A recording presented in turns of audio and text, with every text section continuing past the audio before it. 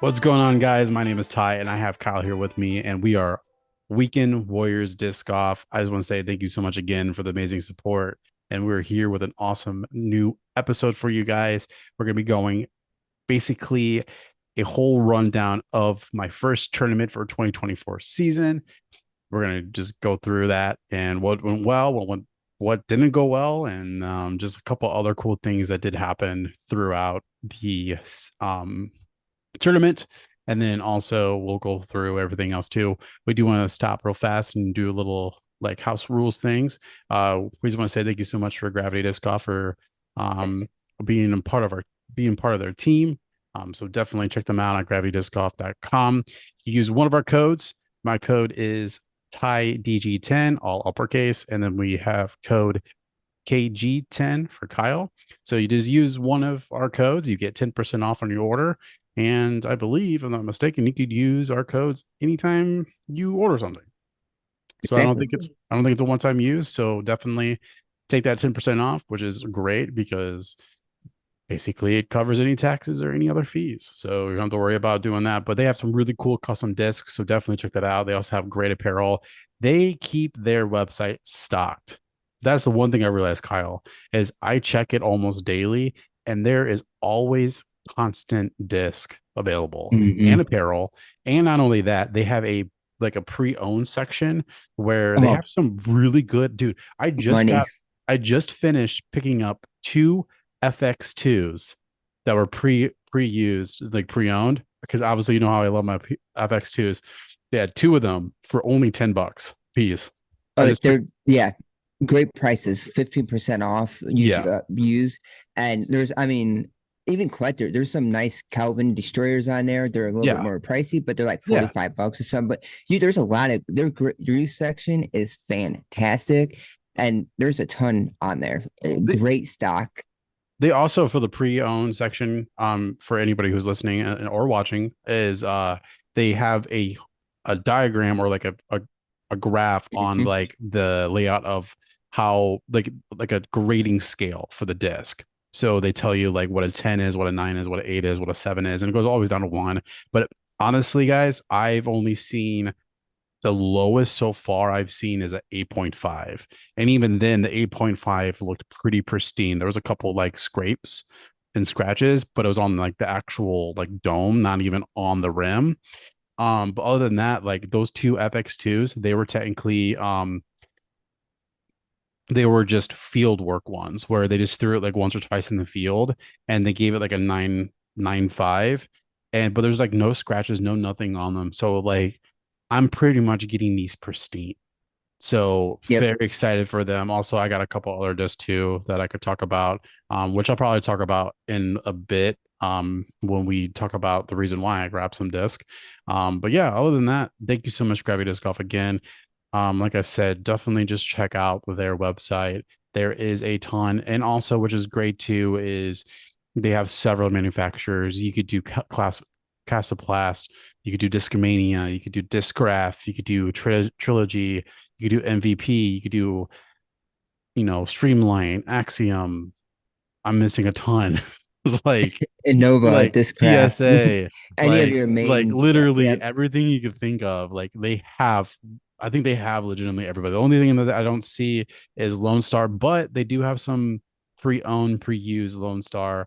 Um, I saw I think forgot which one it was, but I did see one in the pre-owned, pre-owned, whatever. And make sure to, while you're saving money on the everyday use section, get their custom stamps because there's I will say it and I will Oh say it man. constantly through each episode. Their stamp game and artwork is absolutely Yes. amazing.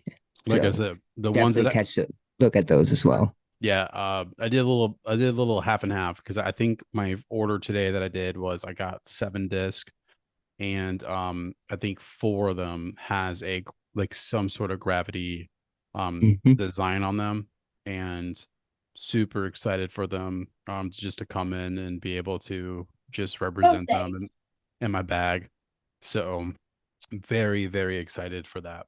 But yeah, we're gonna do a little bit different first. We're gonna hit Kyle's news quickly, where we'll be able to just do that. And then after that, we will jump into tournament talk. And then Kyle's going to probably ask a ton of questions. And I just kind of want to go through the breakdown of that because, like I said, this is specifically for the Weekend Warriors, and we're still learning the game. And I learned a lot. And we're recording this, like I said, on a Sunday. That's normally when we record things on Sunday nights. And so this was the tournament just yesterday. And it's still freshly in my mind, and I want to be able to talk about it before I really forget any like details. But yeah, like I said, it was a good tournament to start my 2024 season, and Hmm. I learned a lot from it. But yeah, let's get right into it to the college news first, which we have a ton. Yeah, a little bit. So I don't know. I'm not sure if I mentioned it last week, but Allie Smith signed with Space Athletics. I really like Allie. She's very talented. I did I not was know fun that. watching her last week or last year, last year. Chris Clemens did go to Discraft, and Hannah Hun, Hun, I can never pronounce her last name. I thought it was Hunan, but okay, yeah, Hunan, I get. I thought it was Hannah Hunan. Ahun. I don't know. Now I'm tripping up her name. she went to Discraft as well. Ooh, interesting. Um, I like her a lot too. mhm. They both went to Discraft. Of course, the biggest news finally hit, which we all kind of saw coming. Gannon Yes. signing, was it a 3-year deal with 3 year deal. Discmania? No Uh, numbers, but 3 years. no numbers, but 3 years. It was he also came out after the announcement with a little documentary, which just asking him questions and talk about the signing, which was really neat to hear his short little journey of making it to the pro scene and getting Yep. to Discmania. Because when he was younger, 12, 11, I 11. think he Yeah. said 11, he tried out for Discmania Yeah. originally because they had tryouts to try to join their team, and he sadly didn't quite make it. Hmm. Got in, competed against Paul Macbeth, and then he finally got his Yeah. first win and everything else. And after that, the rest is history. Now he is with Discmania for the 3 years, which I'm excited to see what he does there because yeah, that they have some good stuff over there. Yeah. And honestly, the brand fits him. I didn't know how much he really liked or wanted to be a part of Discmania team. Definitely that little document um was interesting to see how much he really enjoyed it as at a younger age. And it did seem like he just, when we went with somebody to get into the pro, tour world. So obviously with Prodigy, and then try to build his way up to eventually hopefully get onto Discmania because I mean, come on, it ended with like this is where I wanted to be. That mentality, well, not mentality, but like that's literally what it was like this is where he belongs. Like he belongs to Discmania, and and it shows that. And like it was funny because when we're watching that, like at the end, Sarah was like getting emotional for him because it was like, oh my god, like I didn't know that he wanted to be a part of Discmania Mm-hmm. like that much. And so the creators behind that video, like good job because like you did your job. Like it was definitely a nice little like touch heart of like that's it made it really seem. I mean, I don't know if they did it purposeful or if like Gannon really wanted to be a part of Discmania like that, but they made it seem like that was his dream, that was his goal to be on Discmania, and he made it finally. And so Yep.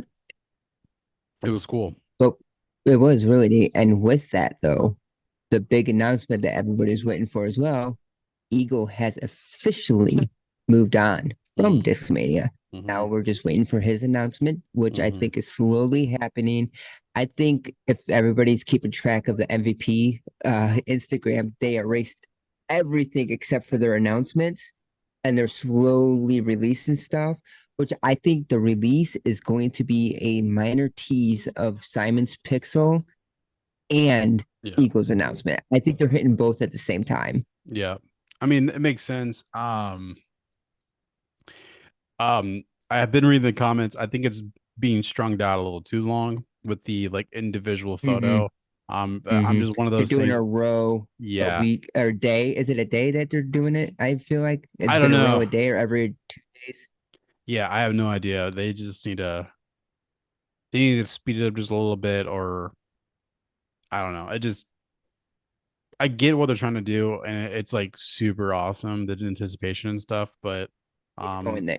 I mean, we all know Eagles going to MVP. Like, there's no. I mean, I could. there's no other spot. I would just say it. Mm, I don't see them go. I don't see them going to Thought Space. I don't see him going to DGA. I don't see them going to Infinite. I don't see him go. I mean, the only thing that I could see him potentially, and someone did mention it, was Eagle is definitely one of those players that are very particular with his disc. And if we really want to go back to history on Discmania, their original line came Listen, from Nova. Innova. And so um Innova, like that's the only thing I could think of is like if he really likes that line and he prefers that, especially he always talks about the old Discmania lines that he personally loves, which like we've even said that like how rare is Eagles bag is super rare because he still throws original Discmania bag, Mhm. which has a ton of discs that are technically originally from Innova. So that's the only thing that I could think of is he might be on the top list with Innova with Calvin, but in all honesty, I really do think Innova is just really focused on Heimberg. And like I would too. You have a consistent player that has been podium like pretty much almost all every week. Like Yeah, especially last Heimberg's what year. you need. Like And Heimberg is then it. there and Nova's set up that they don't have Oh to yeah. really spend that much money to sign a player. I'm sure Yeah. Calvin got a good amount. I'm not saying he's not getting paid because he's probably getting paid pretty good, but Yeah. with having Nate Sexton, Jeremy Colling, you have your disc money makers right there. Mm. They're probably bringing in a Oh yeah. ton of money for the company, and then you get, Calvin. He's not going there either. Like Yeah.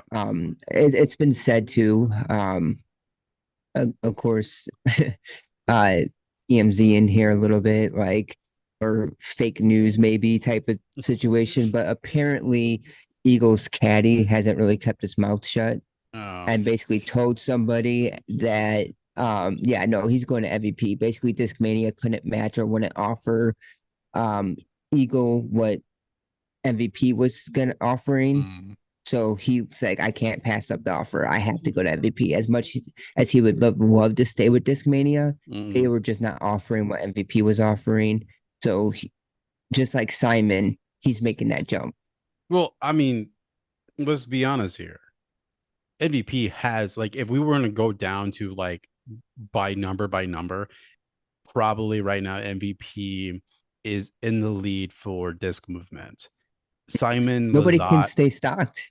Simon Lazat is insanely like he's one of the best players for disc movement. Like the dude Mm-hmm. makes a ton of money. And then also we got the holy shot. Though envies, there was a certain point where envies you can even keep them on the shelves.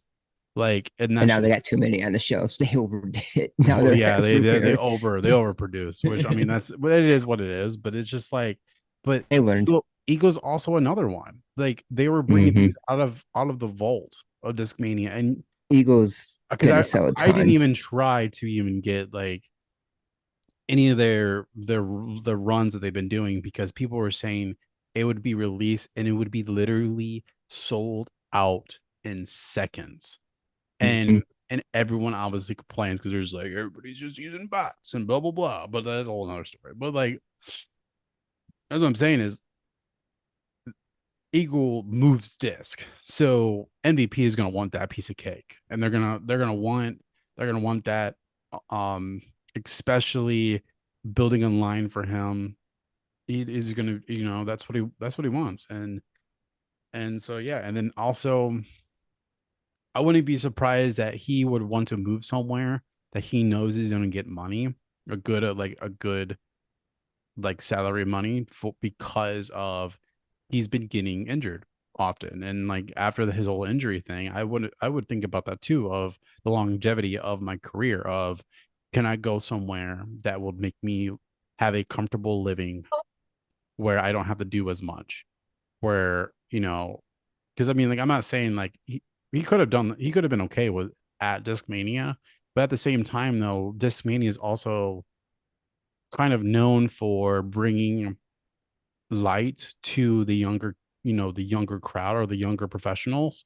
And then eventually those younger professionals will eventually move out, or depending on who they are, they, live to whatever it is. I mean, like Eagle was with them for 9 years. So it's Hmm. like he was with them for a long time, but they obviously picked Eagle up when he was young. They picked Simon Lizotte when he's young. They picked Nicholas Antela when he was young. I mean, obviously Nicholas Antela is still young, but like you still have him as young. They picked Kyle Klein. He's young and he's right now 21, 22.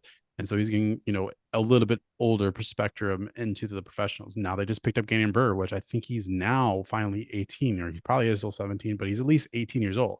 That's what I'm trying to say is like Discmania is very hyper focused on younger professionals and like the younger like crowd to keep I guess more fresh and just be able to create a team like that. Um, and then eventually they'll just move out to something else or whatever. But that's what I've realized, it's But just that's that's at least what I've realized. it's hard to keep up with these bigger companies, MVP, Discraft, Mm, and Innova, but Innova doesn't have to make those split. We said earlier, but yeah, MVP and Discraft, I mean, they huge money makers, so yeah, they can sign these guys and stuff like that, and FPO players that are higher named players because they just can. Where, as you said, with Discmania, same thing with Prodigy. They sign young, good talent, but they move on because they just can't compete with the money that other companies are offering. yeah, yep, yep. Other than that, though, I believe that's the news. That's the news. Yeah. But yeah, let's jump right into it. Like, um, Because yeah, you played a tournament where I'm sitting in about a foot of snow or more yeah, with minus 30-degree temperatures right now. So content is really slow right now. I got to figure out what to do anything. yeah. Maybe I'll go through my bag. Maybe do a little mini, beginning of the year in the bag, and then kind of update it as the year goes on and stuff. But Well, right now, we could over a do, foot of snow and everything like that. It's kind of hard right now to do on outside for my personal YouTube content and Instagram. yeah, that is, we could do like a commentary on like, our video that we did, or you could do Oh yeah, anything. we could do that too. Yep. Yeah. So, I mean, we have some things we could do digitally, but yeah, it's, yes, I know it's fortunate enough. At the same time, though, we'll talk about it. But there was some like weathering situations down here too. It was pretty intense. There was a small minor moment that because of like even though you guys are getting snow, we were getting dumped with rain and Mhm. storms, and like this whole week's been nothing but tornadoes. And Panama City, actually where I was playing the course, was roughly 15, 20 minutes away from where they just got destroyed by a tornado. So that happened. And so there was a slight moment that rain was on the radar. And then it didn't, which is great. But yeah, the weather wasn't wasn't pretty for us. But Right. yeah, because we throughout the day, obviously when we got in there, 7:30 was check-in, so 7:30 in the morning was check-in time. um it was 39 degrees when we showed up, and then in with 20 mile per hour wind. And so we were dealing with high winds the entire day, which, like I said, it was on a old ball golf course. It was a place where I don't know when they switched it over, but it that the actual ball golf like club closed, and then they reamped it into a disc golf course, which is really cool. So this was my first ever playing on a golf course style disc golf, which was honestly really interesting. It was nice because the greens were actually greens. I mean, it was wet and soggy because obviously it's been raining for the past week, but there was a lot of moments where we were getting a lot of skip shots, which it was a whole nother thing you had to worry about. Or if your disc popped up or it would, like, landed on its side, um, it started, the disc actually ended up starting to roll. There was a lot of rolling happening, and we'll get into that. But yeah, it was the one thing that I wish we didn't have to worry about was the wind. And the wind definitely had a massive factor because obviously we were on a course like that, like a golf course. So it was open, pretty much. I mean, Right. there was great technical shots here and there. They did really well. There's a lot of tight gaps and stuff too. And they they added a ton of once again, they added a lot of like insane OBs. Like there was one where it would start off wide and it would cut in and it would like have like a little spot and then it'll come right back out. What? It's not it's not Eagle announcement, but it is a new disc reveal on the 18th at 10 a.m. Eastern. Oh, for MVP? They just posted 10 minutes ago a new roll uh, of pictures, and it shows the Simon line with the three little dots, a blue, yellowish, or blue, green, and red right in the center, a pixel, the pixels. Oh yeah. So it's their pixel reveal. Yeah, that's what it seems like. But going back to what you're saying though, being the ball golf course and stuff, how was it though? I mean, overall the court before we get into your rounds and different things, how how well was the property utilized? Trees, bunkers, anything else? Like how well did they create the course around different things to so it's not just like here's tee, here's open basket. Yeah. So, hole one, obviously you had like this huge, like on the whole left side was obviously like the pond. All of right side was OB, and then you had this like nice open, but then like they tucked it back onto kind of like off the bay section because there was like a little sand pit area that you could tell like a long time ago before they like filled it up with just sand to keep it level. There was like a little sand drop off by the like the end of the pond.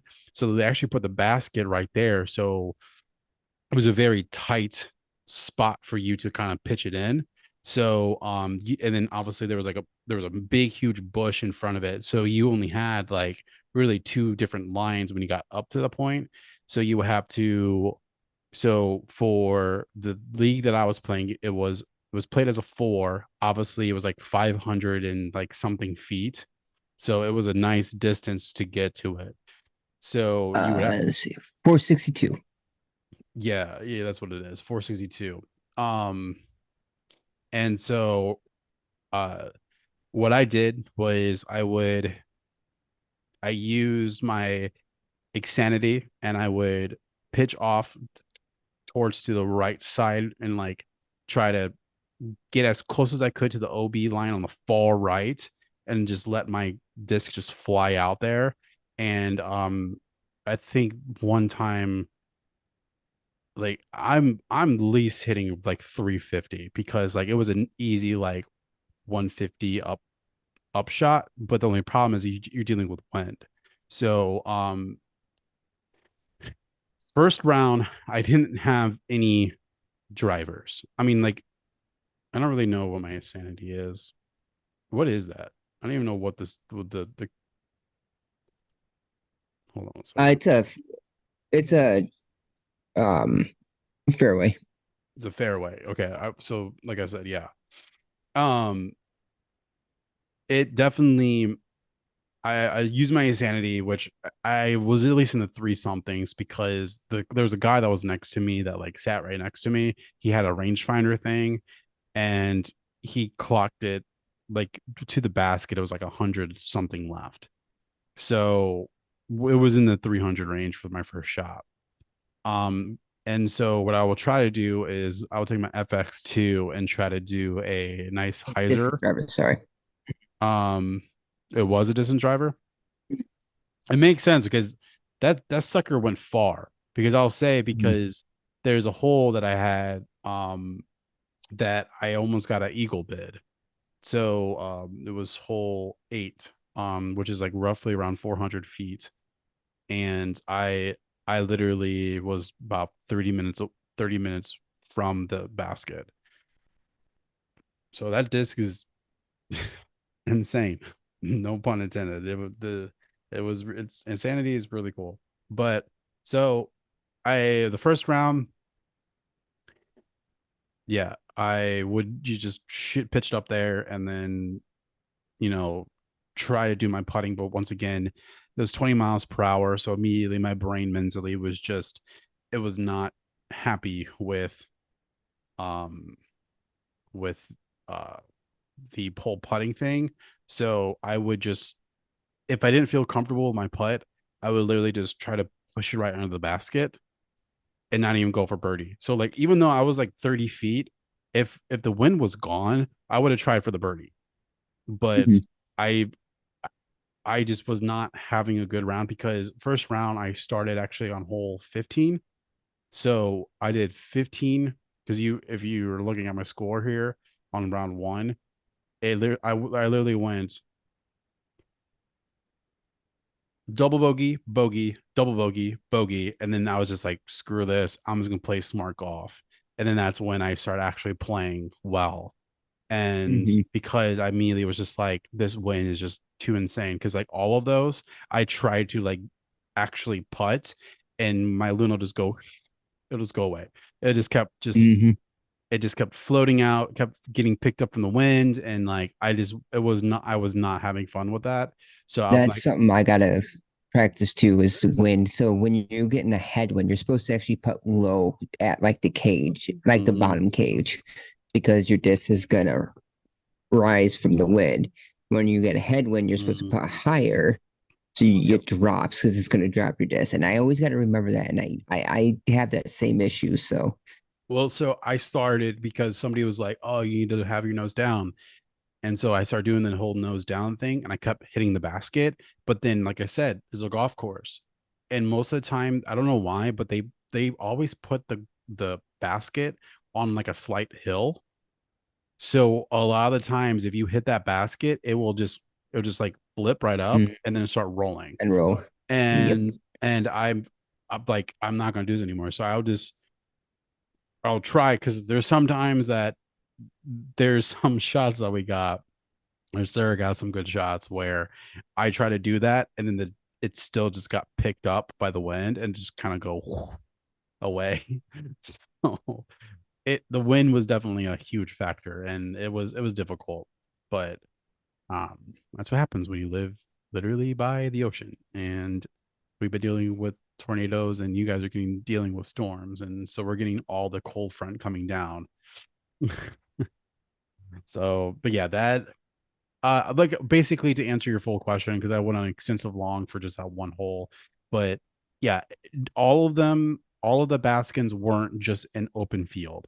They all had a technical shot, or they made purposeful like islands, or they stuck it with like a death putt where it would be like not even 10, 15 feet with a OB behind it, and or they'll stick it on like I said, like a little hill or even a big hill, or they'll have it like they'll have like some trees by it, or just some things that like it wasn't there was not a single basket that didn't have something that was a some sort of technical thing of it. There was I can't Mm. even there was maybe one hole that was kind of open, but even then, like I said, like there was one basket that literally had a huge hill drop that went into casual hazard.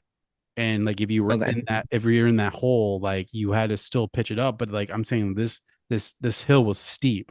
Um, the one that I almost got the eagle on, um, not even 20 feet away on the right hand side of where the basket was, path was OB.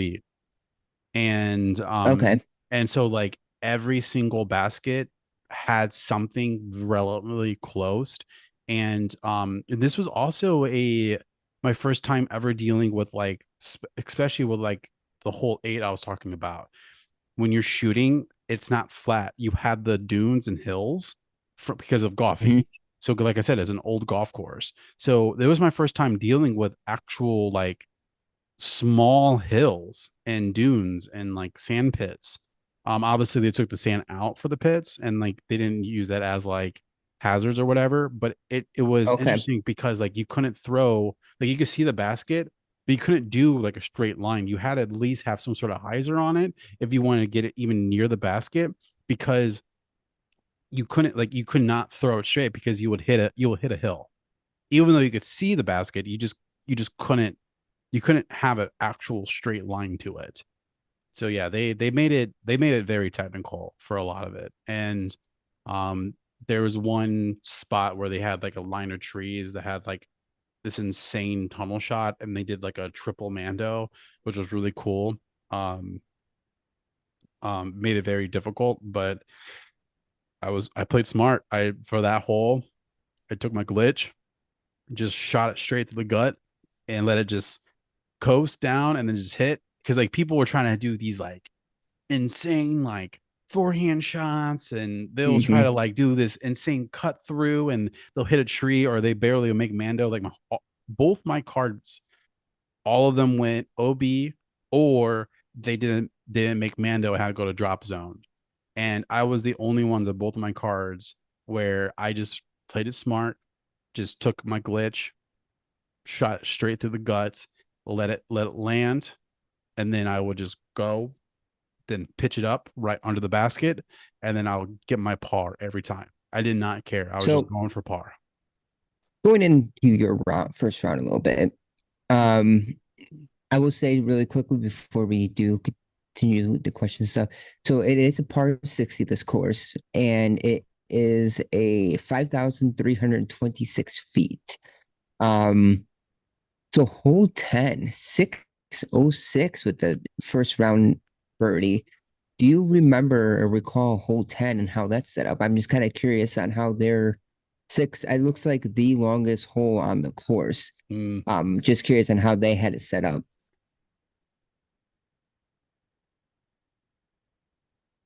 this is, I'm gonna put W. This was water. All this was water. Okay. Hmm. This line here is cart path all the way down, and then there's this like tree line. So all through here. So this is just, make sure you remember that's tree line. Okay. Um, the only problem is because it's not going to let me scroll down, but um, we are like, the angle was here, but the only problem is it was more of like an actual loop. So like Okay. So it was it was back then to the here, left. yeah. And so you have to, but the only problem is when you, I guess that would have been a lot easier. I should have just done that. Hold on, let me just do it like that. So let's just make that as the cart path like that.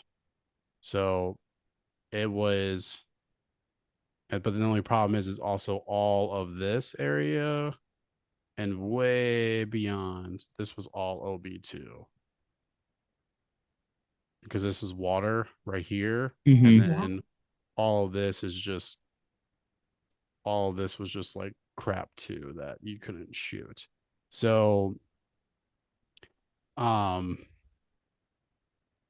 yeah, you had to like shoot out and then back end. But the thing was is every single time I shot, this had been I had to keep hitting around like 350, 400 because I would land every single time for my first shot because it's technically they said it was a par five, which insane, but I would always land right here.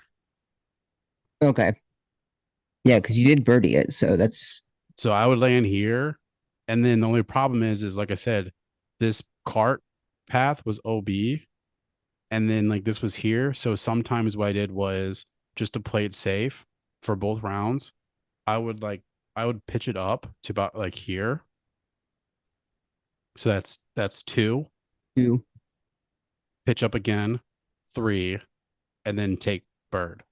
So like Okay. I could have gotten like eagle bids because like right here it would have been easy. But you got to understand there was water not even 10 feet behind the basket, and Okay. then the path was OB.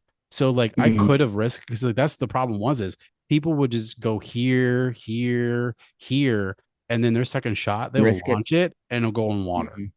Launch it, Okay. go into path. Launch it, land here, but roll onto path. And like so they would always go OB. So I was like, you know what? I'm gonna play it safe. I literally just went. I'll just go to pitch up here, and then just take a birdie. But there was a chance where I could have gotten eagles. So, like I said, I just played smart golf. I tried to at least. I mean, like obviously the wind, if the It took wind you was it took you four holes, like you said, but overall, yeah, it's a pretty. You had two mishaps on 3 and 6, but other than that, yeah, 1 through 13. Besides those two, you had two birdies yeah, and pars in round one. hmm 14 through 18, though, that's where, like you said, you started on 15. hmm So you had a double, bogey, double, and then another bogey. So yeah, when you're starting like that instantly, it's kind of um rough. But I will say though, starting at hole 15, looking at the scorecard, starting like that, and then seeing what you ended up doing, one of the things like you said you really want to work on early on is mindset. So in round one, you did flip your switch in a good, positive way and ended up tearing up the beginning of the course.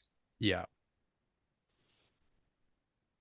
And then I actually have when we get to that, I actually have some videos that I could show you quickly. But yeah, um, yeah, I that was my whole point was I try to really much just try to go smart. Um, it was difficult because the wind was dealing with it and um man, so I want to talk about I'm going to talk about some tournament like etiquettes and like dealing with that whole situation too. Yes. Is um yes, this is a C tier, and people are going to be listening, being like I don't know what I mean. People would probably are going to just do the typical like you should have said something or like whatever. But I just didn't want to be that guy on the card. Everybody on my card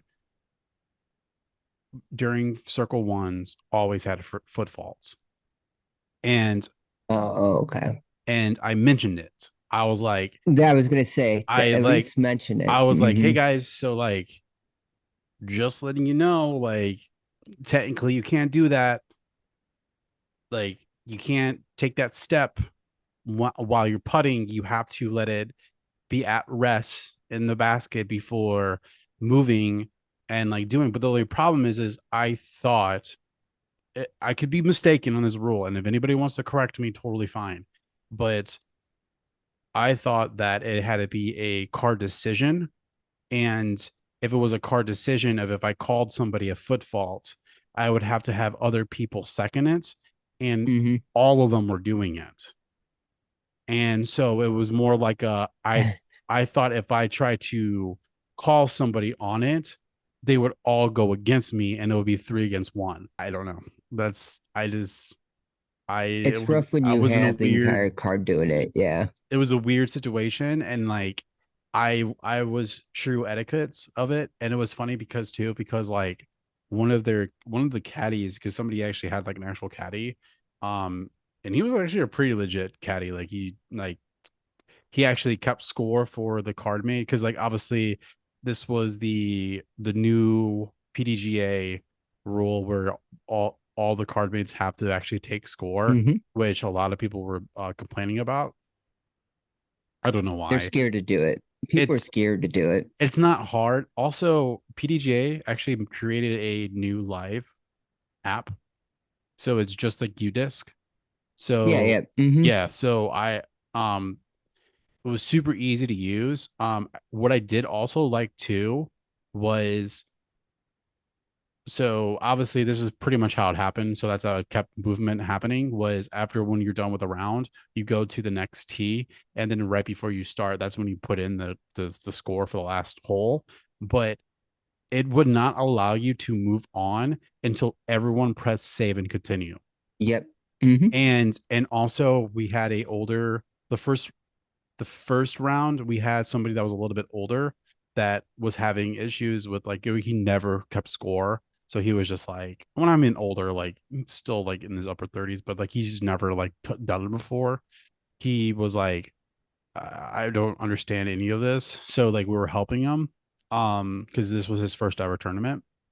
And there was times where he would accidentally put in something and it will say like there's a scoring conflict, Yep. Hmm. and so you would immediately have to like adjust and to make sure, and then it'll finally correct itself. So honestly, I freaking love this. Like I'm gonna be that guy where It should be that this way. this this new rule I absolutely love. I freaking love it, and I'm so excited it's actually doing that because there's absolutely no confusion. There's no like crazy mishaps. You can't hide or try to give yourself like a less score. Yeah, I really like that new rule. I tend to keep score a lot when I play anyways, because the fact that nobody ever wants to, but now it's hey, everybody has to do it. Get the Mm. app, sign into the site. We're all doing it. Super easy, super user friendly. I personally enjoy it. Um, like yeah, it's good. It's great. I have no issues with it. Um, So first round, finishes. Like I said, you started out slow, but mental game yeah, came back. Where did you end up? And where were you at about in the field? Did you end up making chase card, yeah, lead yeah, card? How was the first round towards the end? yeah. So, it's the person that I actually tied with. So, I finished off the first round with a +7. Um, Mm. like I said, I had a massive blowout the first 5 holes. It was just I was cold. Obviously, I was still warming up. I did after checkout or after checking in, I did like practice on some putts, activated my hips, kind of did some just typical like, uh, uh acting like I'm backhanding and forehanding with like my disc and also like a towel. Um, I didn't throw any because it was just windy, so like I just didn't want to like accidentally lose a disc. Um, which I actually did lose a disc in hole two. We'll get to that, but it's It, um, not hole one, not round one though, but round one it was I went in without any distant drivers, and I immediately knew I was like, this is awful. I need to get a distant driver because it was so windy. I did not like obviously I had some overstable fairways, but I didn't have any distant drivers to help me with these massive 20 mile per hour headwind.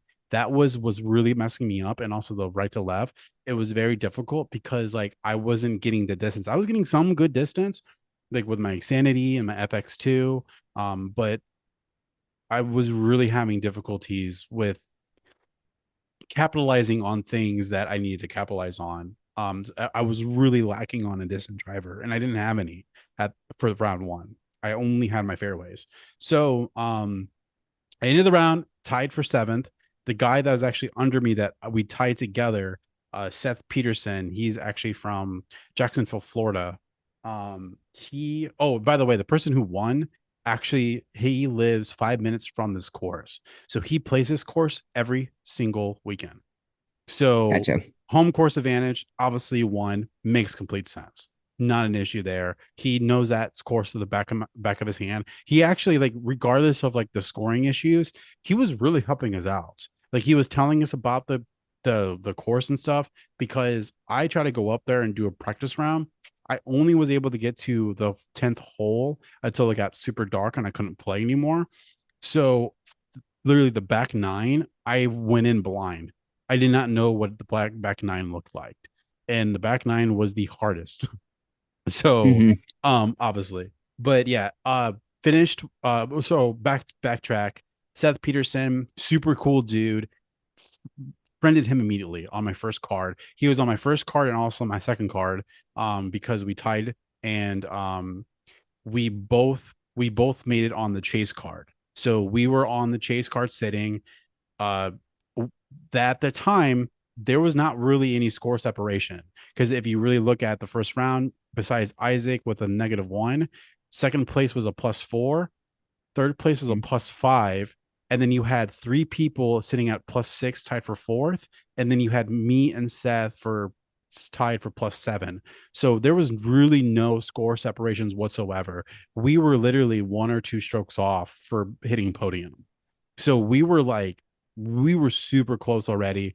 Um, the one thing I had to get used to, which was interesting as well, is this tournament director is really good with like their social media game, meaning like they do a lot of courses. They because the thing is they want to make this course more like for the area. They want to do more like opens, so they want to have this course be used for like A tiers because the highest they have ever gone was B tier, but they want to have an awesome A tier that comes into this course. And so they've been really like cleaning it up and doing things.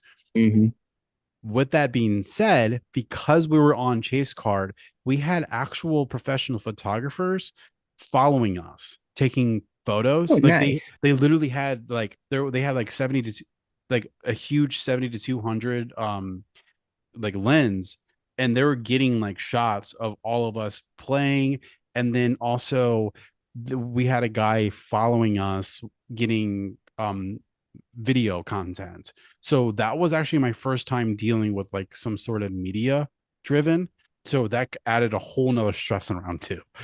I was like like I always was just like, oh no, that's not gonna mess up me. That is this and that. Until like you're about to drive and you're really seeing a girl with a camera 200 feet to your left pointing at you, and all you're hearing is the whole time as you're trying to drive.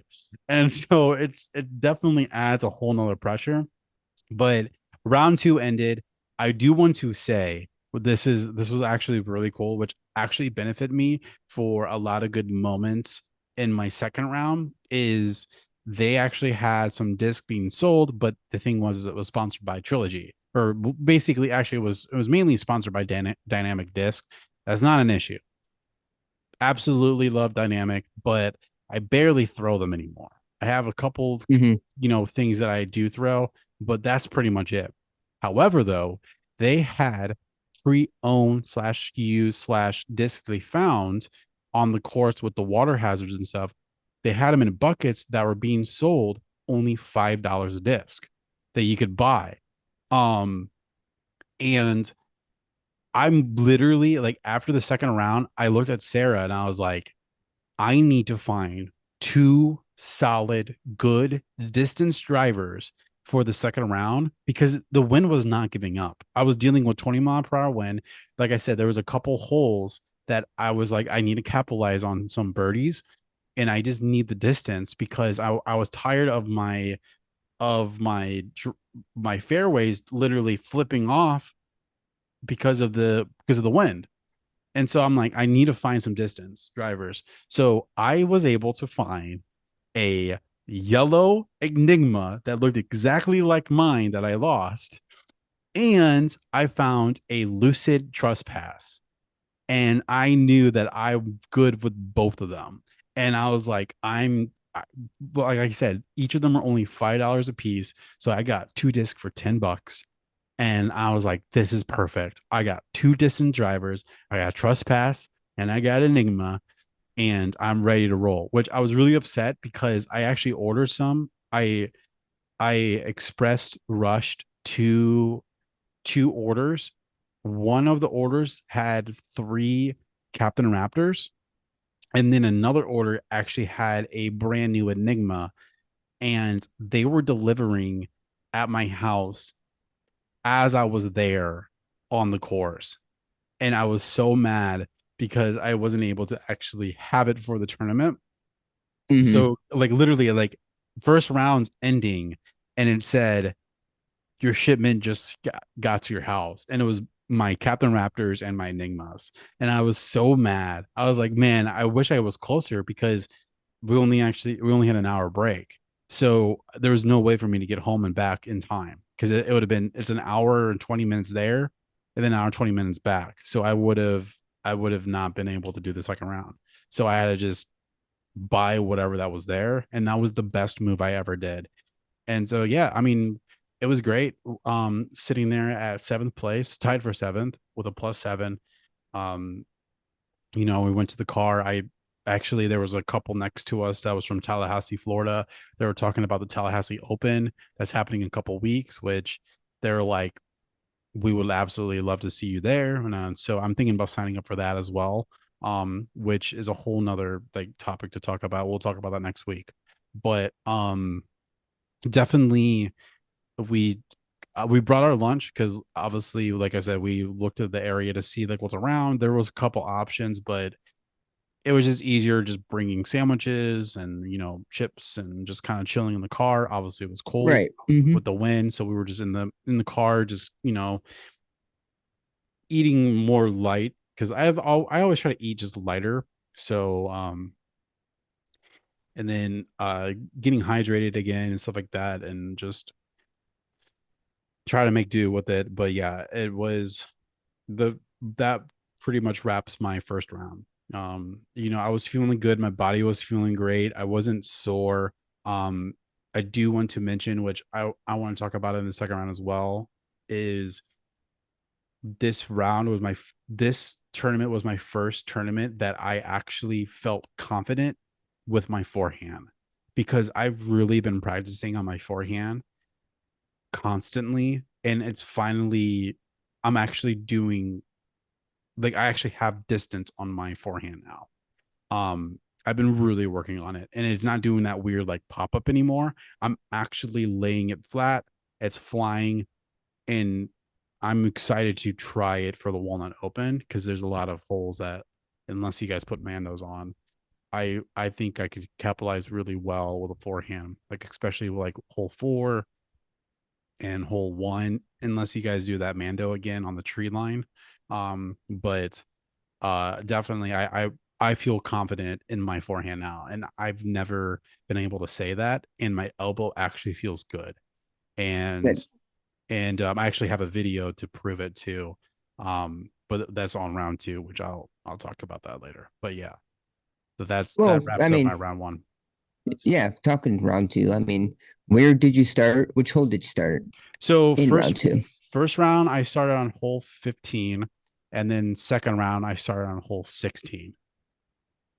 16. Okay. 16 got you again then. You got So 16, that was the hole that I was talking about with the that huge straight to the gut triple mhm. Mando. Um, so this one was what I did was hole 16. Um, I I was going through the gut, my glitch hit the tree, popped up, rolled down the hill on into OB, which this Okay. OB was just wherever you went OB, that's where you played. So I took my meter, and I had this huge bush I had to like shoot over. So I did a nice like flick upshot. But the only problem is, like I said, was the the basket was on this like little hill. It was a nice little like 5 foot hill. It wasn't like steep, but it was like a nice gradual like down the hill. Well, when it hit the ground, like I said, I'm not used to being on a golf course. So the greens are actual greens. So Hmm. the disc acts completely different with like regular like grass. If it's up kept like an actual disc golf or like an actual golf course, that sucker will those discs just pop up. And also I'm dealing with Right. 20 mile per hour wind. So my once again, it hit the hill, popped up and rolled down the hill. And but it's stuck. It didn't go OB, but now I'm dealing with having to shoot up the hill. So, like I said, even though that was my third shot, I could immediately try to shoot this, try to make it in for like a bogey, or potentially make it fly over the basket. Which, by the way, there's OB on that back end because the path was right there, about maybe Right. 20 feet. I was Hmm. just like, that really scared me. Where I was like, if I try to shoot this up on the hill, and if it hits and rolls down, or if it like picks up and just flies away, I I don't want that to happen again. So instead of doing that, I just pitched it up right under the basket, and I just took a double bogey because I was like, you know what, I'll just get back to it. And so I decided to just shoot it right under the basket, which it landed right under the basket, and I just took a double bogey with Yep. the And then penalty, obviously. 17, 18 bogeys. So we're getting a common theme that we may need to work on. Well, yourself is these kind of blow up starts almost, you should say. Because not only did you bogey 17, 18, you double bogeyed hole one this time. So now Um, hole one, uh, F in the chat for my FX2. That's where I lost my FX2. okay. So you remember what I told you about where I wanted to go as far as I could to the OB line? Right, correct. So it just kept going. This sucker went It 450 didn't come feet. back. This sucker went 415 feet out, and it just kept going, and it obviously went OB. So I was right at my where my spot was for the first round. So I took my FX2 and I was like, okay, I'm gonna just do what I did last time. I'm gonna just shoot it out onto the right hand side, let the wind, because I had a nice like at that time I had a nice like kind of tail like wind. And I was like, you know what, I'm gonna just kind of let it coast, maybe it'll sink in. So I shot that sucker nice and flat, and I don't know why, but it turned, and when it turned, the wind just kept pushing it, and it just went right over. And I looked at the camera and I was like, that's in the water. And of course somebody's like, oh no, no, we could look. And then there was somebody over there already, um, which the person that was on my card, he actually took a 9 on that hole because he went OB on one side, OB on the other side, OB on this side, Oh, and you then bounce back and forth. bounce back in. Hmm. But for me, it I immediately went over there, and then they all looked at me. They're like, "Bro, it went right in the middle of the lake," and I was like, "Shoot!" Hmm. Like rest in peace, FX2. Like that was my, my, that was my ride and die. Like I had that sucker for a very long time, just like my Enigma, and I was like, well, there goes my main ferry driver for the rest of the tournament. And I'm only 4 holes in. So I was like, I can't let that hit me. I was like, I can't let that happen. Hmm. So um once again, I had hazard behind me, water right there. It was a nice slanted hill. I was like, what am I supposed to do here? So I just, you know what, I'm going to just pitch it up and just get a nice, just take a 6 instead of a 7 or an 8. Like, because like if I try to go for it, once again, I was just trying to stay cool and calm, Hmm. and I just decided to do it like that. So But here we are sitting at a +6 already. Um, yeah, but then you like you said, you had to switch up your mental game a little bit. I got to move on. I need to get going here. yeah. 2, 3, 4, all pars.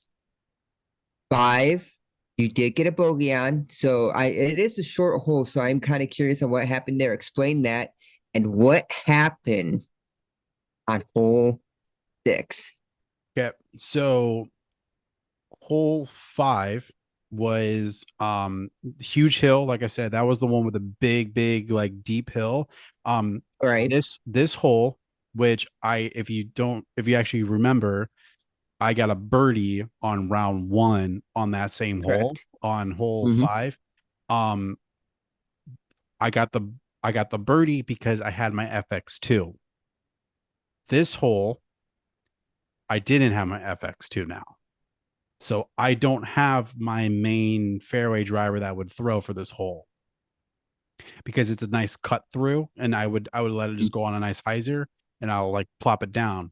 So I grabbed my FD3, FD1, whatever it's called, FD. All I know is it was an FD. So for whatever. So I was like, you know what? I'm gonna just let it go.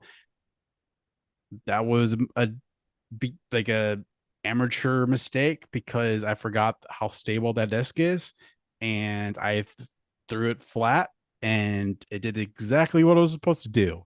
It just went straight into OB, and it just was not cutting back Mm-hmm. in time. It just wasn't doing it because at first I hit the path and it rolled, which it rolled right inbound, and then it went right back onto the path.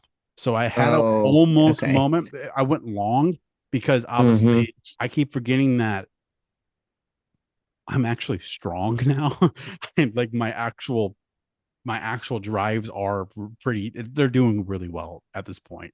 So I keep forgetting that I need to probably just ease up on my, especially a, you know, 174, which honestly I think it played a little bit longer, but because it actually was kind of a Elevated. Yep. elevated, but I definitely I was long for the pin. So Mm-hmm. it went out of bounds. Obviously, at this point now, I'm shooting towards that huge steep hill.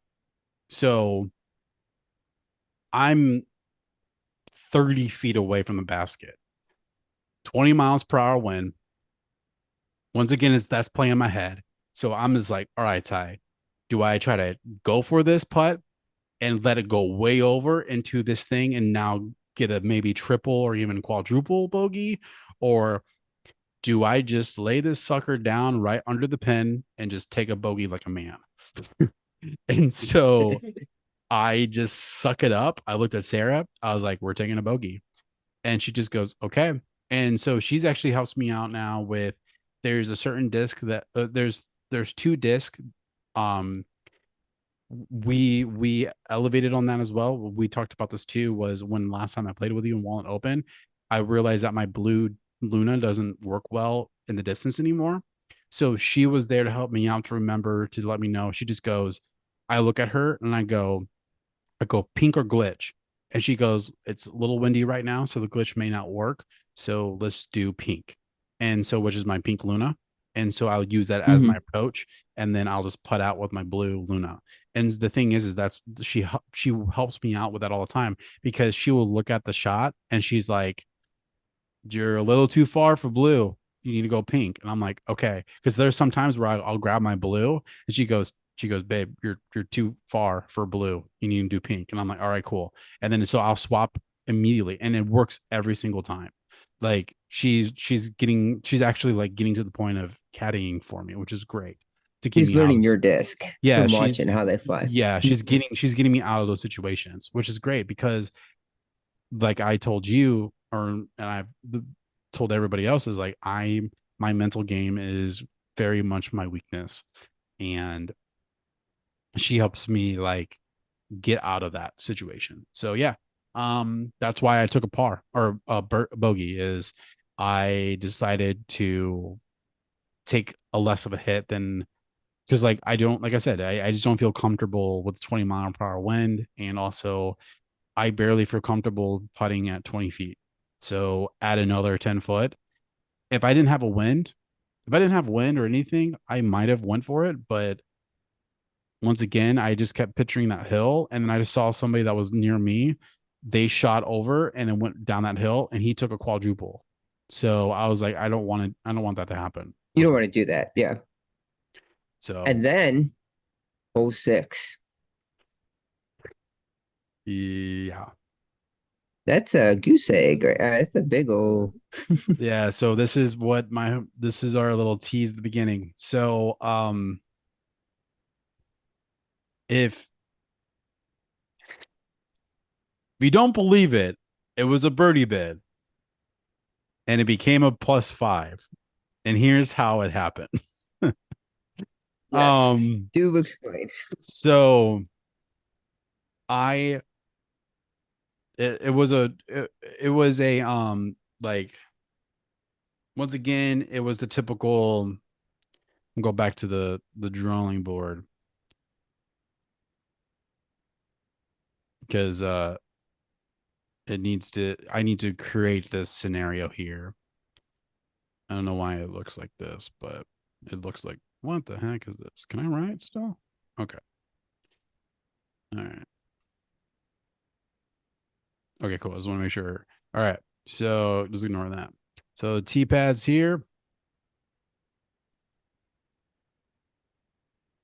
Uh, there's a cart path here, whatever. Um, baskets here. You got all of this.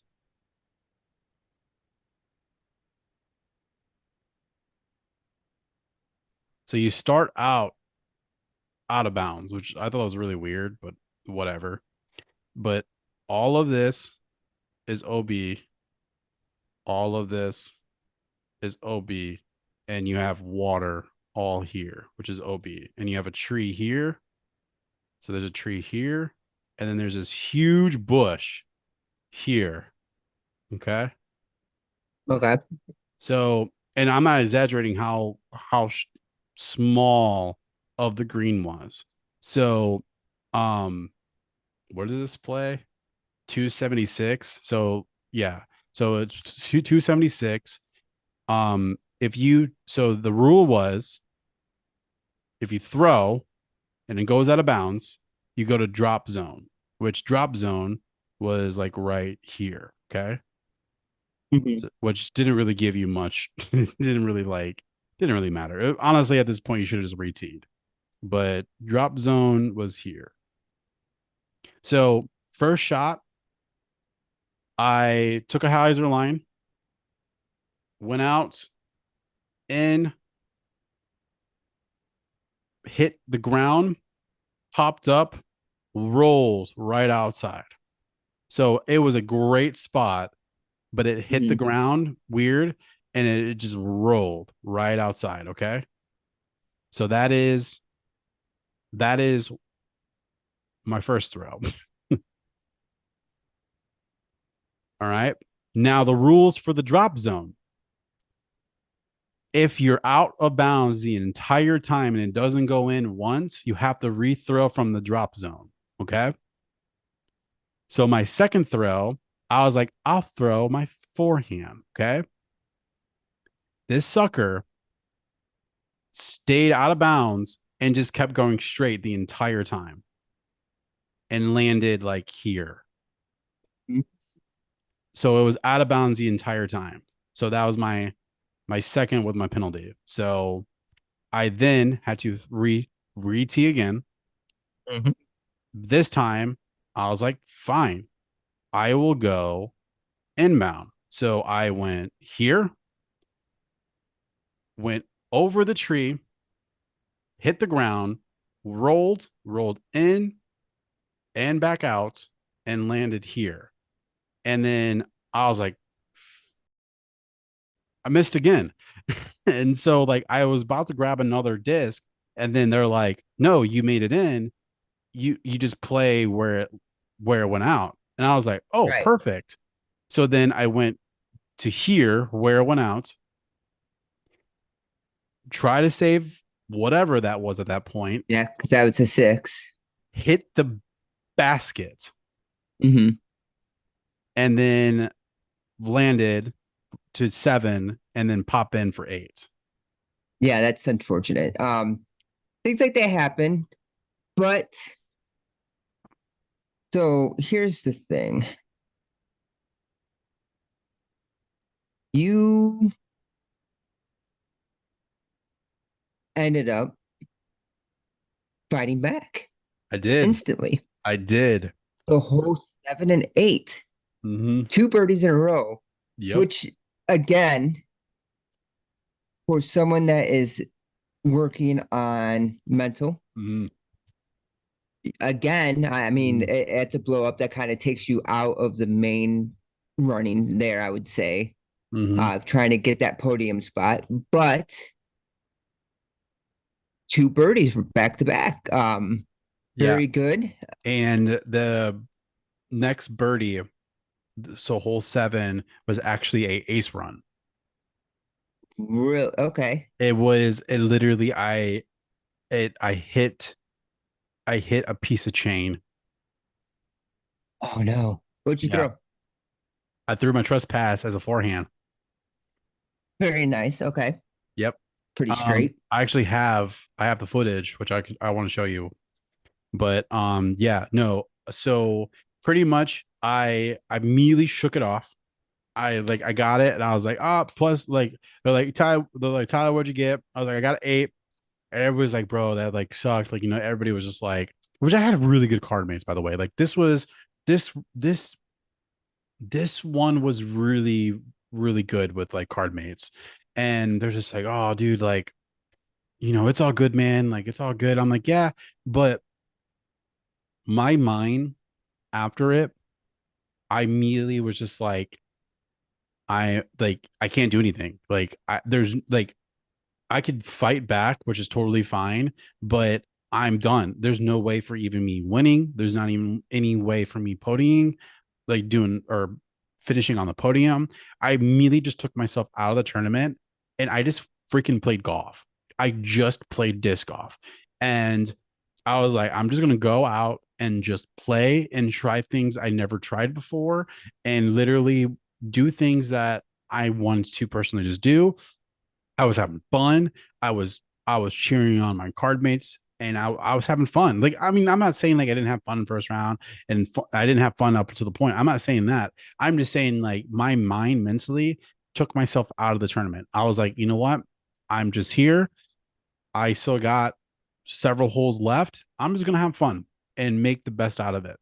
Normally, time after that major blow up, I would have another blow up and another blow up and another one. And I would literally keep doing it to the point that it would be just like insanely awful. But I Right. decided to capitalize something that I never thought I would actually have. And I not only did one birdie, but I did 2 birdies. And then I parred some really insane hard holes. And so, and that was it. And so, like, I want to show you, I have this is hole 7. So the one that was like ace run and also let me find the actual. So yeah, so here is the tee off, which looks good. And then I just wish Sarah was on the other side where you could actually see the released of my shot, but it's okay. We'll make sure to have sound too so people could actually listen to it. So here is here is sorry if this is loud. I apologize. I'm gonna actually bring it down a little bit.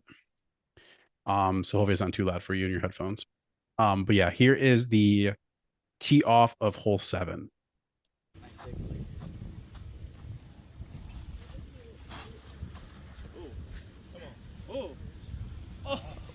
No. Nice. Yeah. So there's that. And then we're going to cut that out. And then now here is the where I landed. So you can see exactly where it was, and you see what I'm talking about with the technical side of like where they had these holes at.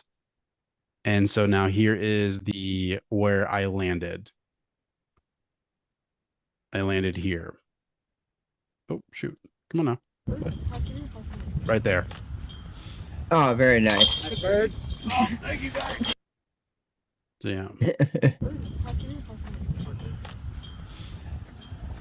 Bird. Yep. So, but yeah, that is my ace run slash birdie bit. Right, right. That Which was then right after the massive the blew up. 8. That's a good bounce back though. And then you birdied again on hole 8, and then you parred the next 4. So I mean, again, you decided I'm just gonna play some golf, and you did. Yeah. But then you had two miss bogey, but you ended the round as a whole with another par. So you ended on a okay note, but I mean Oh, just that run in the middle there so is really slick. so the last hole, I gotta find that for you too. That last hole, um, I had the worst tee off, and then I had the best. I had, like I said, I was having fun at this point, so I was just doing things just to do it. Um, I had an awful, very awful throw in or tee off on that hole 15. Let me find it. Yeah, so here is, I literally hit the tree for the tee off of the last hole, so hole 15. So this is my upshot. So it plays as a 3, right?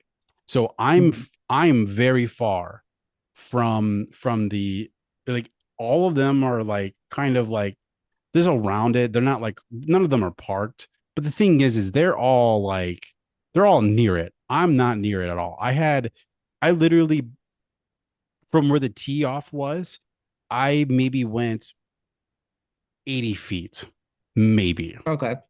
Like me out, I'll maybe give myself 100 feet, but I definitely not even 100 feet. Like I'm probably 95 feet. I'll give you that. Like I did not go as, I didn't go far at all. So here is my second shot for hole 15 to save the par.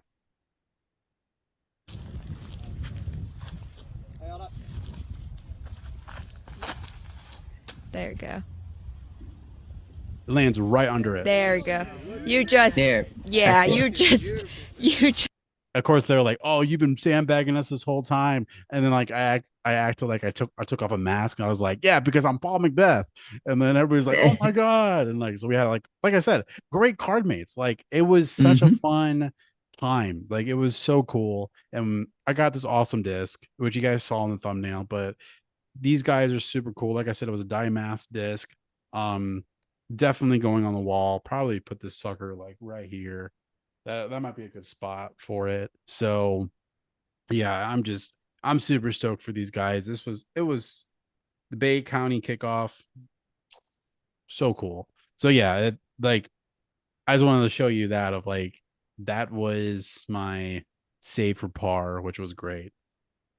And they seem to do this yearly thing. So this is one of those tournaments you should maybe look at yearly to try to kick off your tournament years.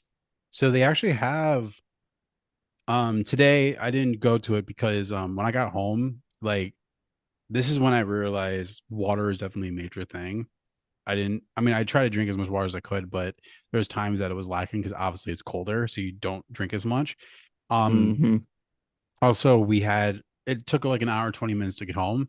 And we immediately just like stopped at like a Whataburger to get, food because at this point, like I'm exhausted. If we just got some food, be able to bring it home. So we brought it home. I'm literally like I'm barely able to walk. My body is so sore. like I was on adrenaline the whole time, but Yep. the post, my body, my legs were hurting so bad. Obviously, it was a very, very large course. Um, and also I don't know why, but this was my first ever where I'm literally sitting down and I feel like I'm literally about to pass out. Like not even like a pass out of tiredness. It was more like pass out of lack of something. Like I was literally on the verge of like I was very dizzy, very lethargic. Like I was not functioning well. Like if I tried stood up, like I was literally like swaying, like almost drunk. And like I felt drunk. And it was really weird. Like I was having a weird like effect after it. And I like try to chow down as much food. I got myself a Gatorade to just try to get some like, hydration in me. And it was weird because like the post, I was not feeling good at all. And I don't know why. Because I like even on like really hot tournaments, because I've done some like very like Hmm. the weather was super hot. I've never felt like this before. So I don't know what was going on with my body, but the aftermath, like post, I was not doing well at all. And then we both Sarah and I passed on the couch at like 8:30 and we literally kept sleeping from 8:30 and we woke up 8:39. So we slept for 12 hours. Like we were Oh, we were, nice. we were Hmm. out for the count. So yeah, it was the post was it was rough. But yeah, I could we could end the um second round unless you have any questions on that on the No, like I said, it seemed like even after rough starts, so that's something maybe going into tournaments we got to figure out is a way to start a little bit mhm. um better or at least even, get Yeah. because when you're putting yourself in a big hole at the very beginning, that's, hard to come back with.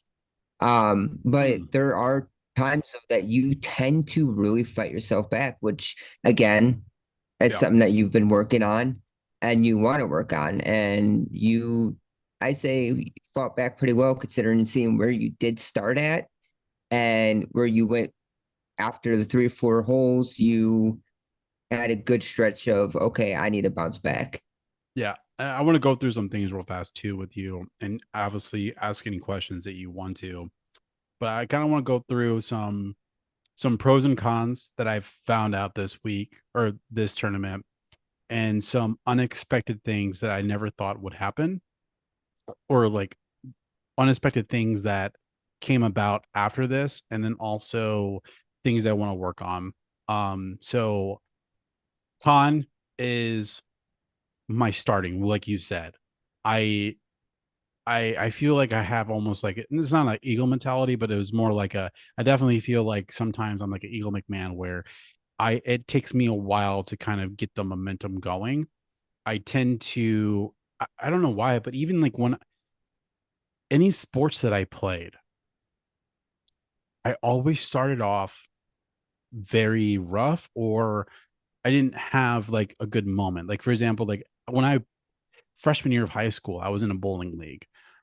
Every single first frame I threw, I always got a 7 strike. So meaning like I would get Hmm. 7 pens and or sorry, 7 spare. So I would get 7 pens and then I will just get a spare from that.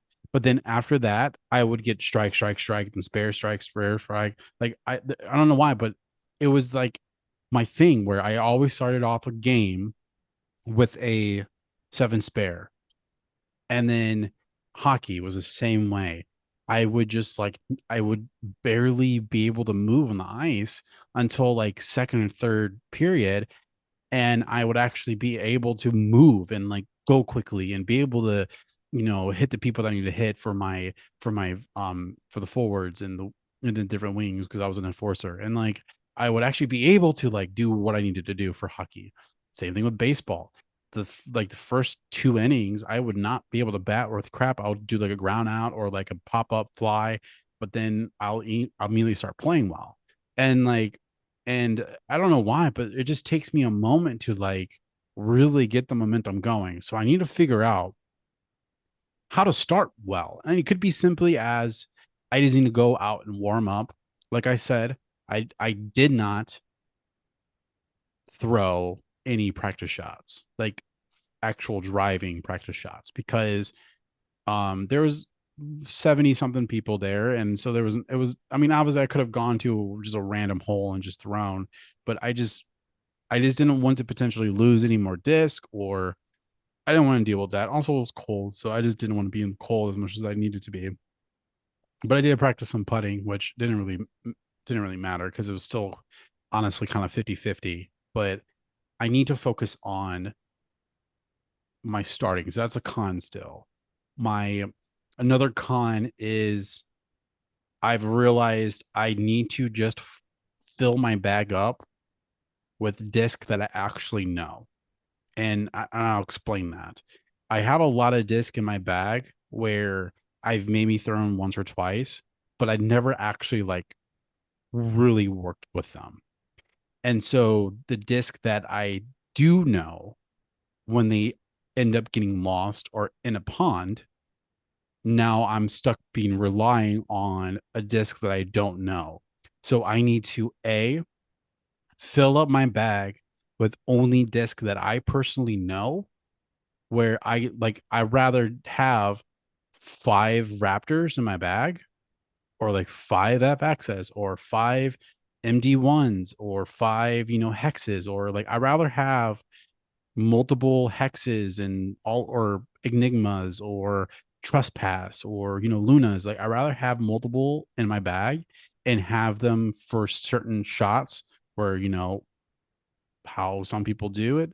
um I rather have that than have like a random FD that I do know what is used for, but I'm stuck with having to just use it because that's the only thing I have in my bag. And because like the only time I threw it, it went OB. And so I was like, well, I'm not going to use that again. And so then I had to use a different one. And then it went OB. And then I'm just like, so I got to the point where I just started throwing my MD1 for everything that I would normally throw with my FX2, because I know how my MD1 throws. So Right. I used it to replace it, but then I went from literally a fairway driver to now a mid range, which luckily that mid range I'm able to throw far, because the last shot that you saw, the 15 to literally park it under the basket, that was my MD1. So like I could throw that sucker far. So I don't have an issue with that disc because I know that disc, because like I personally been using it.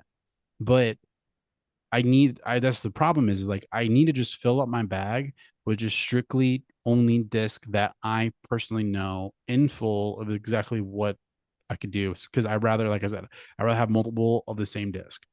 And then my pro, I'm definitely giving myself major credit, is even though I did finish ninth, my mental game was better than it has ever been for a tournament. Now, there's one con on that. The second round, I was living in my head because I knew I was on chase card and I had a potential chance to make podium or even win. Because there's a moment with Isaac where he was actually above par. He was actually, there was a moment in the second round he was +4. So he was messing up. I start living on the live feed where I kept checking almost every throw. What's happening? What are the people happening around me? I didn't do what I did my first round. First round, yes, I was keeping score because obviously we had to keep score, but I did not look at the live score the entire first round. I think I was sleeping on the trust pass. So if anybody has never thrown a trust pass before, definitely try it. It's a nice 12 speed. Personally, if you haven't thrown a trust pass before, I definitely would suggest you trying it, especially just like a lucid trust pass. That's the one I was throwing. That was the one I was flicking for a forehand. A great forehand disc. I don't know if it's even built for a forehand, but it was being beautiful for me for forehand, and also my backhand. I was getting some great shots with it. So I definitely want to suggest that if like a disc selection that I wasn't expecting to be, um, I definitely say that the trespass, you should try it. Also, I got my hand on a Berg while I was there just to try it out. That is also a good slow speed disc for another forehand. I saw the dude on our card, he kept throwing it. After when the round was over, I was like, hey, can I try your Berg out? I've never tried a Berg before. And so I tried backhand and I tried forehand, and it just felt so beautiful in my hand.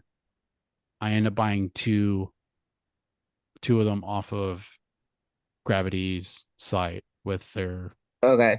with their thing on it.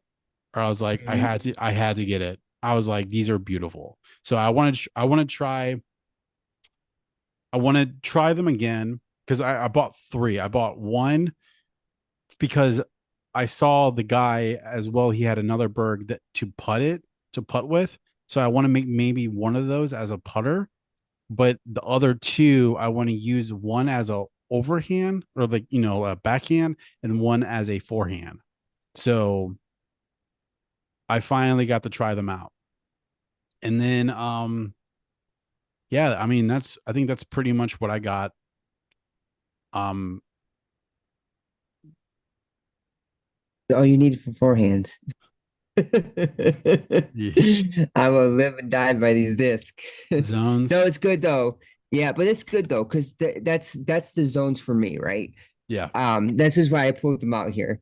Is that's what these are for me, is something that feels so good in my hands, whether I approach backhand or forehand. Mm, It just feels right and it feels good every time. And I know I can pull these out and guarantee I'll park mm, it.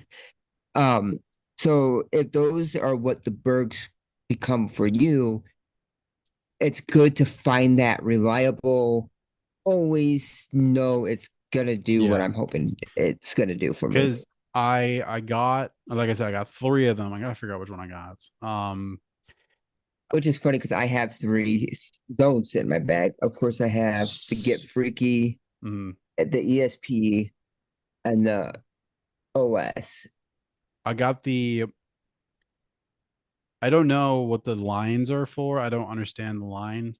I mean, obviously I'll figure it out once it come in, but I got two of the Berg K3 line, and then I got Mhm. one Berg XK1 line. And it may feel that good too because it's been said and it's still said that Castaplast has the best feeling plastic. Like it's super premium, But premium. I've always liked that rim feel though. They have a I nice little don't like thumb tracks. I I lo- hate thumb tracks. I'm not gonna lie, I love them, and it because my thumb feels nice and good, especially how I Hmm. putt. But it feels good with my flicking because it gives me a significant spot to put my thumb for Hmm. my forehand, and so I'm hoping that's why I got three of them. If I'm hoping the K1 line is a my putting one because honestly, I'm Hmm. not gonna lie, I need to find something to replace my blue Luna because I love my Luna to death. However, though, it's getting so beaten in. I just don't Kyle, I don't feel confident with that Luna anymore. Like I every single time It happens. I step to get my Sometimes you putt, just need I right Mhm. now I am dealing with a putting yip. And I'm not feeling confident with that putter anymore. And so I need to figure out something because I even when I was practicing before the tournament, I tried my rainmakers, not confident in my rainmakers. I tried some of the wizards I have, not comfortable with the wizards. I tried the warden, I tried the maiden, I've tried I because I have like 12 putters. I tried all my putters and I'm just like Mhm. none of them feel good. The only one though that I was confident with like I kept practicing because I was just doing reps. The the one disc that I made the most out of all of them is my blue Luna because obviously that's my main one. So, but once I tried this Berg, I just, like I said, I just backhand it and I forehand it, and it felt comfortable, but also it just felt good in my hand. Where I'm just like, you know what, I'm gonna get 3 of them, and hopefully I could use 2 of them as a upshot, and then 1 of them as a putting putter, and we'll Mhm. see. We'll see what happens. So, I mean, obviously there's speed 1, which it's fine. I mean, I have my glitch, like I said too, which I personally like too. But yeah, it's just I need to find something to replace it, and I'm hoping. So that's something I'm working on right now. I have my basket in my basement right now because it, like I Mm, said, super cold outside. Tonight it's supposed to be the coldest. Um, yeah, it is a feels like minus 33 degrees right now. Jesus, And we have, well, we have a foot of snow out there, maybe a jeez, little bit more. yeah, So I, it's so hard in the off season for us to do much here, but mm, I'm actually doing that right now too. Obviously I was putting with the Jackrabbits last season. I've been trying the Jawbreaker Challenger, which feels pretty good and stuff. But mm, the 3 putters that I've been putting over and over and over again so far is a Luna. um, the Luna I have, the penny putter, and the voodoo from Gateway. Uh, those are the 3, and they all kind of have a little similar feel to it. And they actually are not, they don't have quite the fade that I normally putt with, because the P2s, the Jackrabbits, they're all with hard fades at the end. Even with putting, they like to go a little left with the hyzer putt that I do and stuff. The Luna, the Penny, and this Voodoo, just in the basement, no wind or anything, of course. So it's hard to put outside to get the feel of it with wind or anything else. But at least inside, as of right now, they feel like they go straighter out of my hand and a little bit more power with the straightness than I do with my P2s and stuff like that. yeah, So because like I said, putter's still the thing. I'm still trying to figure out what I want to put with this season. mm, And right now, those are at the 3. But again, yeah, and I'm gonna keep grinding and I want figure to, out what I like.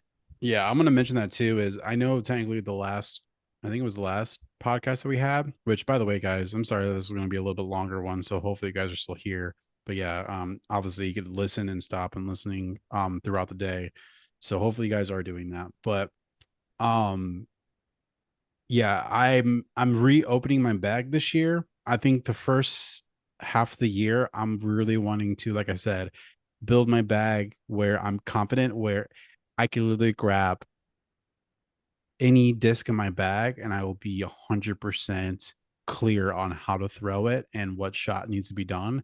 That's my main focus this first like 6 months, is really building my bag as I'm doing, leagues, tournaments, stuff like that. I'm giving my first, like that's what I'm trying to say, is like I'm trying to give myself time to really like learn my bag to the T. Um, which I do want to mention the discs that are coming.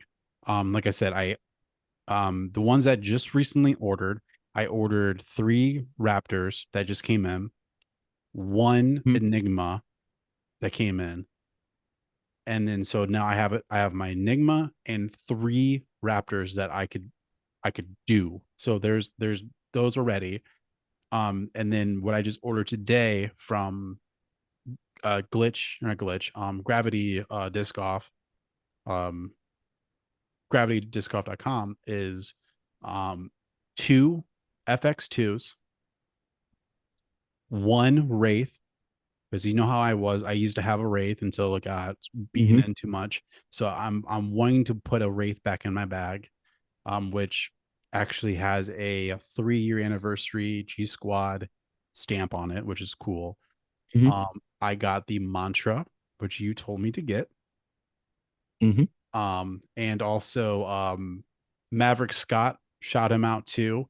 he actually mentioned it as well. He actually commented after our podcast. I don't know if he actually commented on you, but he actually messaged me after a podcast going, what Kyle was talking about, what the mantra is what you're looking for. So I got which also he answered my question with this one is the same plastic as what you have. Yeah. It's How not sick that stamp is too. that it's so sick. I sadly I don't have that stamp on mine. Mine comes with a TSA mini stamp on in the corner, which is Mhm. fine. It is pink though, so it does match the color, but it is the same plastic though. So I got, like I said, I got two FX2, one Wraith, one Mantra, three Bergs, all coming to me whenever they come. Obviously, I just ordered it today. So I have that coming in, and then I'm still waiting on my, because like I said, I'm working on my disc golf swag. Obviously, I'm wearing my +1 for the Bogey Bros from Foundation. Mhm. Um, I did actually order a one of their Tour Live hoodies. They just came out with a whole new line. I got a Tour Life hoodie. Um, if you're looking at it, I got it's like a powder blue or like the baby blue one. Okay. It looks sick, dude. It has like a little like on the like the little chest where it says +1 on mine right now. It says like Tour Live. Um, Okay. Nice. I I like I said, I'm trying to get some swag. I custom a which I did wear, which you obviously saw on the tournament. I'm not wearing it now because obviously it got dirty, because of me playing a tournament all yesterday. Um, I did create a custom um gravity disc golf hoodie to represent them on the field. What's up? Which also, by the way, guys, I'm creating a vlog throughout for the whole thing. I did get some me talking, and obviously we got some footage of me playing. I will be putting that all together, and I'm going to be dropping my tournament vlog and kind of like a talk through the studio on what went down that day. So make sure you guys are following me on that because I will definitely be dropping that in the middle of next week about my first tournament. But yeah, that is other than that, Kyle, that's pretty much what I got for you, you know. Amazing. No, it's fun talking about your tournament, especially your for honestly, you kind of annoy me because the fact that you're able to play Mm, a tournament and I am over here in -33 weather with the wind chill and a foot of snow. So seeing that little bit of footage of you playing, almost getting the ace and stuff, makes me super stoked. I gotta figure out if I can hang like a sheet or something up in my basement too to see if I can like even down here practice my form. mm, But if not, I can always do little like Josh from Overthrow and stuff. He has things you could do in the house just kind of with your arm and mm. slow stuff that you could I gotta work on that stuff. I But I I'm was gonna seeing keep this working on my person, putting you know, those like workout those workout the bands. bands. Well, I don't know if Mm-hmm. you have like a pull or something down in your basement because I don't fully remember. But I saw somebody at the tournament yesterday. They like wrapped it around like a light pole, and they were like doing like a backhand swing with the resistant strap thing, and then also doing like a forehand like movement, and like obviously it's doing like a resistance, but like I could see Mm-hmm.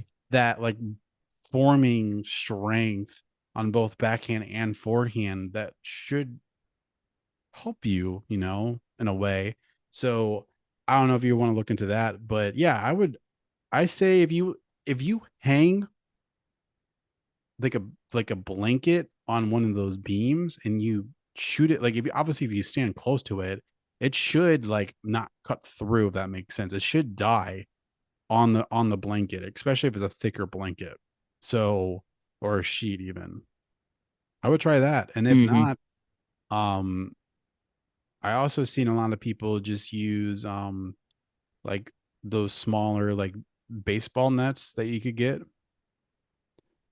Um so those are also as an option too, but I could think you could do it with a blanket even like just hanging a blanket.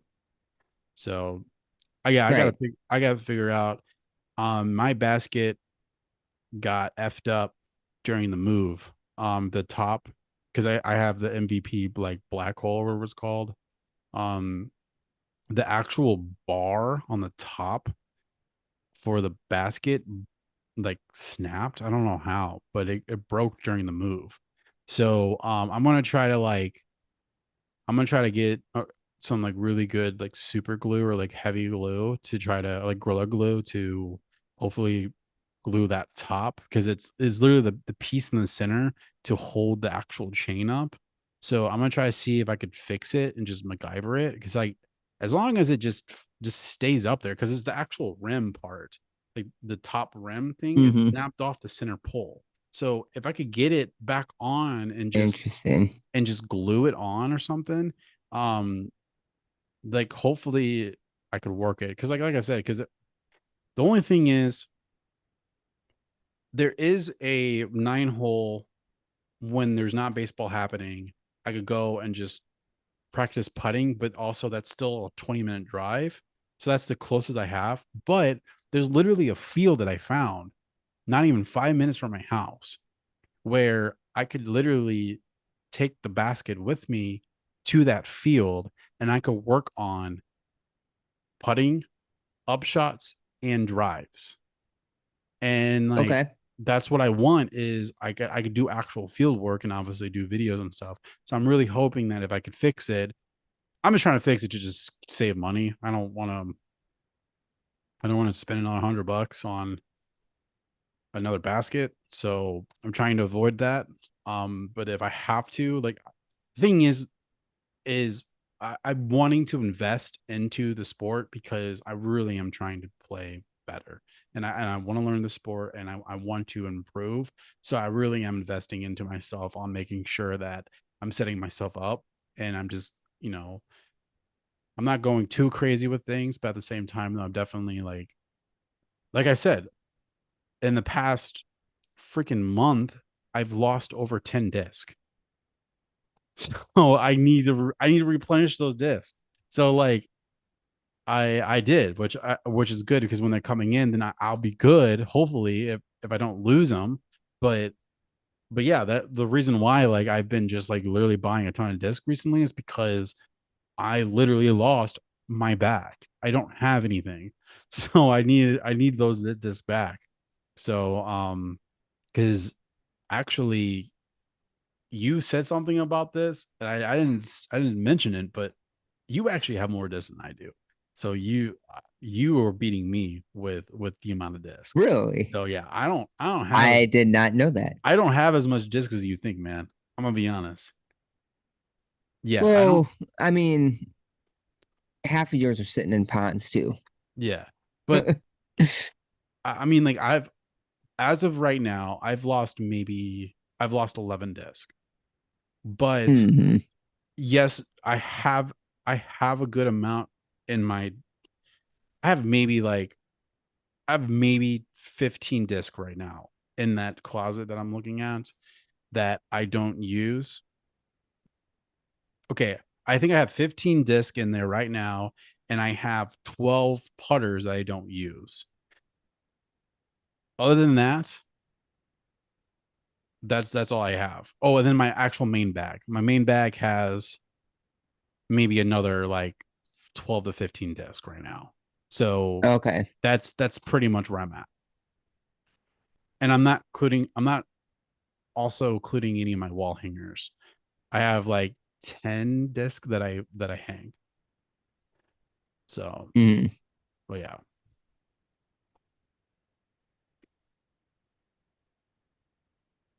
Yeah, I mean,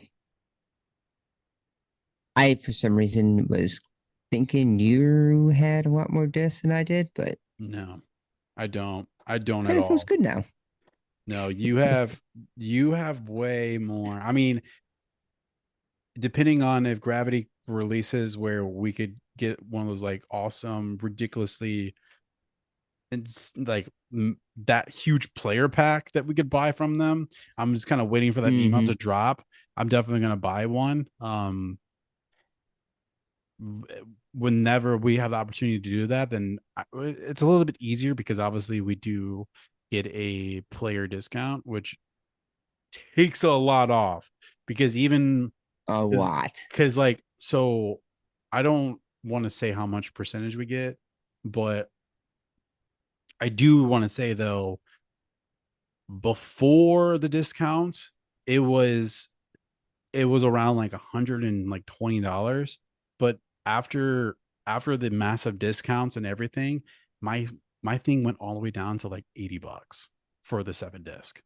Yeah, that's amazing. Hmm. So like I'm just wanting to let you know. I mean, like, yeah, it was really cool. So really, really good discounts for us. And that's only the reason why I'm able to even remotely do this is because they're giving us really good deals, and then I'm just kind of waiting for them to I mean, obviously what there's like 80 of us that just kind of that join on the team kind of all at once, so there's a lot for them to kind of go through and stuff. So Right, right. totally understand, and I understand that they have things that they have to go through, and I'm definitely well patient. So but yeah, I'm definitely excited to see what they have to offer with the different player Super packs. grateful. Yeah, super grateful for Gravity to give us this opportunity for this season. And I'm stoked to finally be able to go out and represent them on the course as well. But of Oh course, it sucks right now where we're at.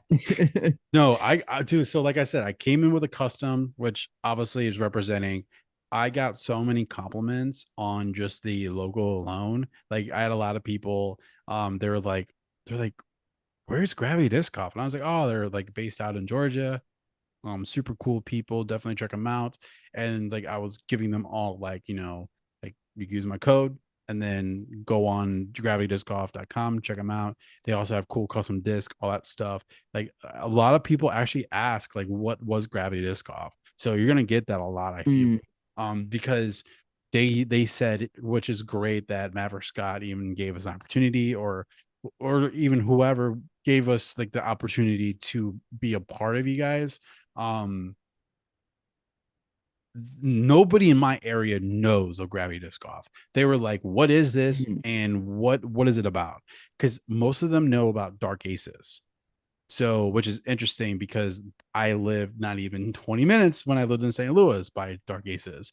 Because the people that I was talking about originally, they're like, oh, we've been trying to get on Dark Aces team, but if Gravity Disc Golf eventually reopens, obviously for next season, they're wanting to even potentially sign, like an application in. So oh, nice. there's already people talking to me that are wanting to like potentially be affiliated with Gravity Disc Golf. So I'm already Hmm. like building actual good things with with them and stuff. So yeah, I'm super excited about it. So I mean, that's awesome. That's what it's all about. And yeah, I mean, congratulations on your first tournament. thank you. Little little wins, victories, mental game, and everything else. There's some Um, good wins that came out of this. yeah, exactly. And I just had to, like I said, again, thank you to Gravity Disc Golf for giving both of us this opportunity to Mhm. represent you this season. We will be sure, especially in this podcast, to bring you up every time since we are sponsored by you all. Personally, as a player, the podcast is not, but um, as players, we are. So again, Yep.